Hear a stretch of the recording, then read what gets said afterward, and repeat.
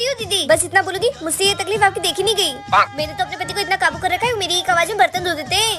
वही मैं कभी कभी सोचती हूँ दीदी कि आपकी लाइफ भी मेरी तरह होती। आप अंदर जाओ दीदी, मेरे पति तो मुझे लेने आते ही होंगे। अगर जीजू ने आपको बाहर देख लिया तो खामा खा डांटेंगे दीदी। चलो दीदी मैं चलती हूँ। देखना दीदी, इस घर का काम करते करते कहीं इस घर की नौकरानी मत बन जाना। अरे दीदी आप अचानक से मेरे घर पे? बहन, मैंने उस जल्लाद आदमी को बहुत मारा और मैंने उसका घर छोड़ दिया। मुझे नौकरानी बनाने चला था। मैं नौकरानी नहीं हूँ बहन, मैं नौकरानी नहीं हूँ। अरे जीजू कहाँ है? अरे दीदी आप बैठो, मैं उनको बुलाती हूँ और आपके लिए पानी भी लाती हूँ। ठीक है। अरे कहाँ रह गई? अभी तक पानी नहीं लाई। छोटी छोटी छोटी। Oh no. ठीक से दबा, काम चोर गई की। हाँ हाँ। अरे छोटी, तू जीजू के पैर क्यों दबा रही है? इसमें क्या है? ये तो रोज दबाती है। देख क्या रही है? जाके बर्तन धो।